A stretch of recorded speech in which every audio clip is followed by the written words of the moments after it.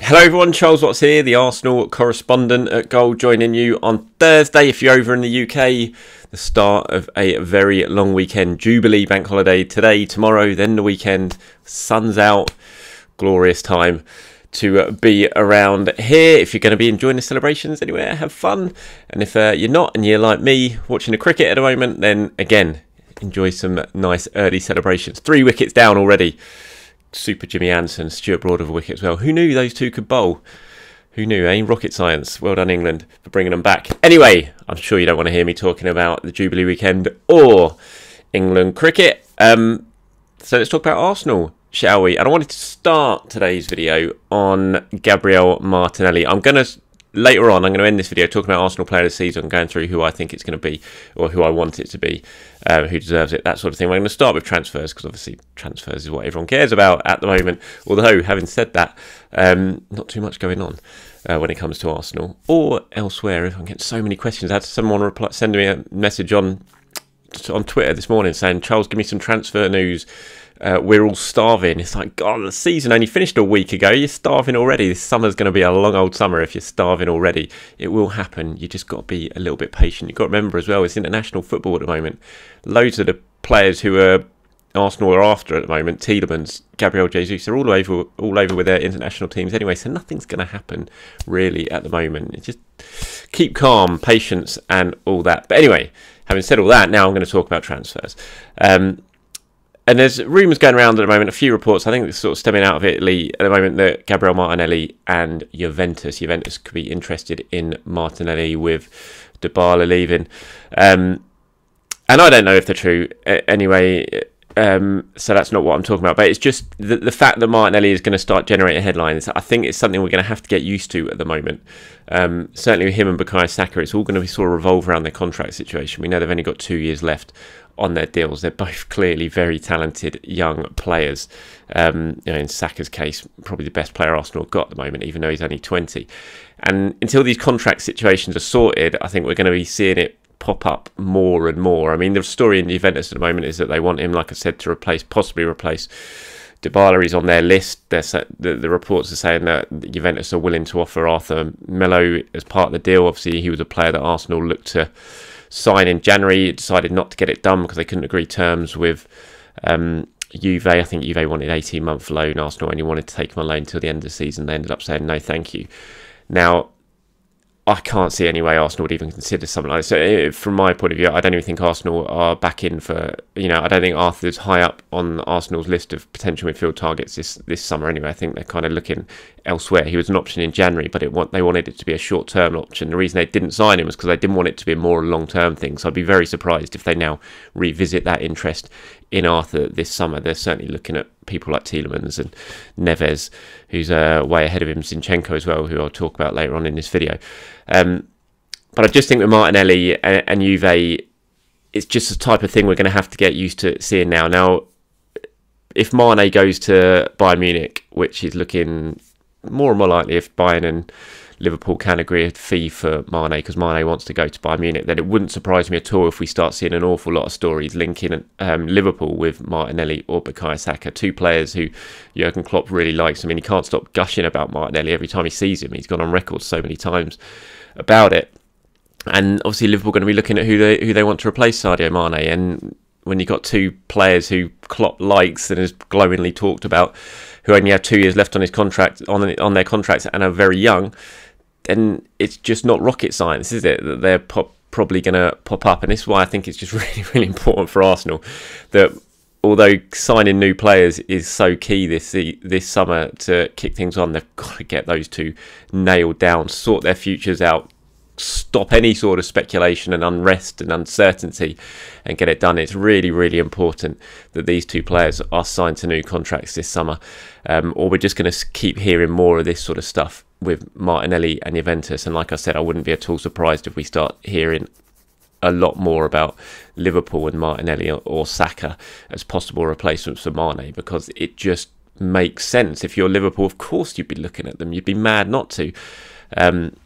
And yeah, so I think Edu, he's got to get these two. It's got to be right at the top of his priority list when it comes to what to do this summer. Is getting those two young forwards tied down to long-term contracts. It's not going to be easy, you would think, with Saka. Martinelli, you would hope it's going to be slightly easier, but Saka is going to be a really, really difficult one, just because of how good he is. How many clubs will clearly have been already banging on the door of his agent saying, look, we can give him this, we can give him that. They're all going to be playing in the Champions League. So it's not going to be easy. We know that. Arsenal got a hell of a talent, one of the best young talents in world football in their hands. So getting him to sign long term when they're not in the Champions League is not going to be that easy. So it's got to be something, and I'm sure it is something that's going to be, they've been working on for a while, and hopefully they can kick on this summer and get it done. End any sort of uncertainty about where they go, and then we're not going to see these reports about Martinelli to Juventus pop up. And so, yeah, that's what I had to say on that one. Let me know what you guys think. I mean, would you entertain letting Martinelli go to Juventus or anyone else this summer? I mean, surely not. It'd be madness, wouldn't it? He's got all the talent in the world, Martinelli. He needs to add more goals to his game. There's no doubt about that. But, he's still young. That's going to come. He's not even close to being anywhere near his best yet. He's just going to improve and improve and improve. And if he can add goals to his game, then he's going to be an absolute world beater. So it'd be madness, wouldn't it, to let Martinelli go, if indeed Juve are even interested, which again, I don't know if that's actually real or not, but let me know in the comments below. Okay, next I want to eat a little bit of humble pie, because I watched Ukraine yesterday. And God, how good was Zinchenko? Absolute brilliant. I mean, granted, he was playing against Scotland, but he was absolutely brilliant in a role which I kind of look at and think, are Arsenal really is he really going to be a potential starter for Arsenal in that position if they go ahead and sign him? But he was great yesterday. I was watching him thinking, yeah, maybe he would be pretty decent. I thought he was really, really good. So humble pie from my part on Zinchenko. Brilliant. Fair play to Ukraine as well. What a performance that is, going there under all with everything that's going on, the emotion of it all, to sort of keep their professionalism and go out there and perform the way they did in that sort of atmosphere. It was just incredible. Fair play to them, and good luck to them against Wales. I thought I don't know if the pronunciation is right, but Modric, who I saw play, he was playing for Shakhtar against Madrid in the Champions League a while back at the Bernabeu, and I was watching him. I had no idea this young blonde-haired kid was. I was like, who on earth is that player? Every time he got the ball, he was running with it. Real Madrid couldn't handle him. He had this brilliant low sense of gravity. Kind of reminded me of a Arshavin type player. And I had to search on Google. I was like, Shakhtar number 14. Who is this? And he was at Madrid. I thought, God, what a talent he looks. And then I hadn't seen him again since that match. And then suddenly popped out. I was watching, and he came on yesterday against Scotland. God, he was brilliant again. What a player he is. Now, I'm not linking him with Arsenal or anything like that. It's, far from it. I'm sure he's popped up on a scouting list somewhere. You'd think he definitely would. But there's not been any reports. I'm just purely saying that he's a fantastic looking player, and that clubs in England should be surely having a very, very close look at him, because he looks one hell of a talent. Very, very young. I think someone said Brentford were interested. I'm not sure. I didn't look, to be honest. But yeah, he looks one hell of a talent. And you would think if he can get himself to the World Cup, and he could really be a sort of breakout star, because he looks like he's got all the qualities needed to be a top player. So congratulations to him, to Zinchenko, to Ukraine. What a great performance that was last night. And yeah, we'll see what happens with Zinchenko. Like I said, with all these talents that Arsenal are looking at, these potential signings Arsenal are looking at, a lot of them are with their international squads at the moment. So it's just going to be a case of being a little bit patient to seeing how things go before you can really sort of press on. Because yes, clubs can talk. You can talk with the agents, that sort of thing. But when it comes to actually getting a deal done and finalising a deal, you need to play around. There's got to be medicals and all sorts of stuff like that. So it's just going to be a little bit of time. I mean, the transfer window's not even open yet. The Champions League final was only at the weekend. So we just got to be a little bit patient. I know that's not always easy. Everyone wants to get deals done. People are looking at other clubs who have got a couple of deals done. Obviously, Tottenham signed Perisic recently. So there are deals taking place. I'm not saying they're not, and it would be nice if Arsenal could get stuff done early, but just because they haven't done anything within a couple of weeks of the season ending, it's nothing to start sort of worrying about or howling about or anything like that. It's just a case of being patient, getting on with the summer, go out, enjoy the sunshine. Like I said, bank holiday now, transfers will happen, there's no doubt about it. Arsenal will be very busy this summer. There'll be a lot of stuff happening in terms of outgoings, in terms of incomings. hopefully in terms of contracts, like I said at the start of this video. So you don't need to panic yourselves at the moment. It's going to happen. Arsenal will be busy, they will spend money, and they will certainly improve their squad ahead of next season. So just a little bit of patience. Player of the season. Right, let's turn to non-transfer matters. Arsenal released their list of nominations for player of the season that you can vote on. I think there was, I should have probably written this down before. I think White and Gabriel were both there, weren't they? Xhaka was there, I think. Odegaard, Saka, Smith Rowe maybe. I'm not sure exactly. You'll be able to find it on the website, and you can cast your vote on the website. But for me, looking at this, there's been a few standouts. Oh, Aaron Ramsdale was certainly on there as well. There's been a few standout players who are going to be in this list, who should be in the reckoning in my view. There is only one winner for me, but certainly players who should be in a list. I think Ramsdale, undoubtedly, he was beyond good for those first few months when he signed. Form dipped a little bit the second half of the season, as you'd probably expect, because you just can't maintain that sort of level of performance, especially for a young goalkeeper.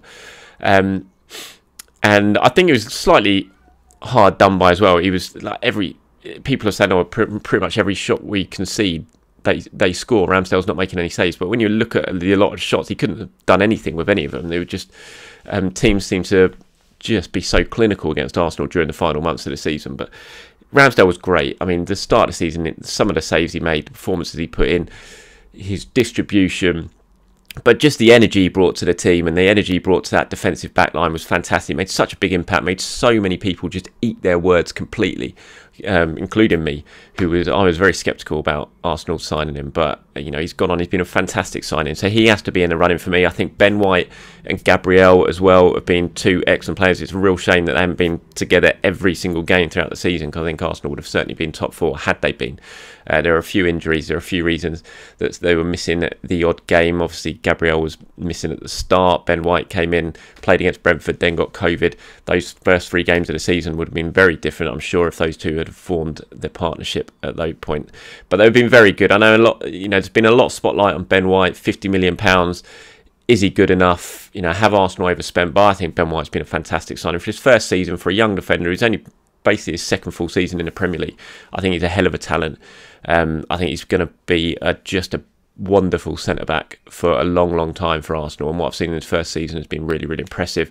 Gabriel's been great, getting better and better. Again, another player being linked with the likes of Juventus, which is going to happen because of his performances, but Arsenal shouldn't, in my view, even consider, barring, unless they got something ridiculous, like someone slapped down £100 million on the table for someone like Gabriel, then you'd have to consider it, obviously. But if people are just looking at 40 million or something like that for him, then they should be rejecting that out of hand. It shouldn't even be a consideration, because I think he's going to be great. He doesn't just defend well, he scores goals as well. 5 goals in the Premier League this season for Gabriel. Pops up where it matters at the other end and is a handful. So those two, the two centre-backs have been great. Tomiyasu was great when he first came in, but the injuries obviously stopped all that. I think Granit Xhaka deserves a big mention. I think he's been excellent this season, consistently very, very good. Had to chop and change with partners because Partey's been out, Lokonga came in, El Neni came in, and Xhaka's kind of been that one consistent bit in that midfield. He's played different roles as he's had to. He's asked by Mikel, and I think he deserves an awful lot of credit for the performances he put in this season.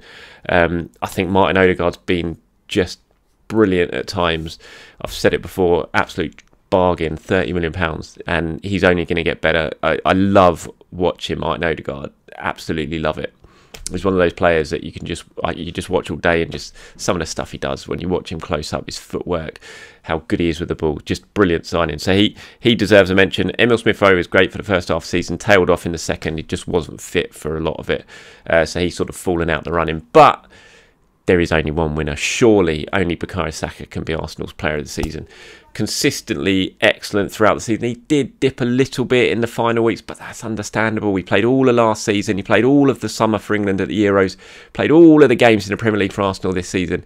You just can't maintain that top level throughout at his young age. So there's no surprise he dipped right at the end of the season. He must be absolutely shattered. But on the whole, what a season from Saka again. Arsenal's top scorer from out there. Arsenal relying on him at times, all the time really, which is unfair on a kid his age. But, goals, assists, running at the ball. You can tell by the way he gets kicked left, right and centre now by every single team. They target him. They know that if you can stop Saka playing, you can, Arsenal are far more limited team, because he is the best player on the pitch. There's no doubt about it. And I think he's just a joy to watch. He's, it's great that he's at Arsenal. Local boy. I know he's player of the season last season, and he has to be again for me. Bukayo Saka, my player of the season, and I'm sure he will be voted Arsenal's player of the season. But if you agree with me, disagree with me, let me know. Who do you think should be Arsenal's player of the season? Let me know in the comments below. Okay, that's it for me today. Thank you very much for watching. I'm away the next few days, bank holiday weekend, taking the kids to Chessington World of Adventures. If you're watching that in the UK, you'll know what that means. If you're not, then you wouldn't have a clue, but it's a theme park type thing. So taking them away to Chessington, going to go on a vampire ride, old school. So you probably won't see any videos from me for a while, but apologies for that. But look, go out, enjoy the weekend, have fun in the sun, enjoy your days off if you're over here in the UK. If you're not, enjoy yourself wherever you are around the world, and I'll be back soon. Speak to you soon.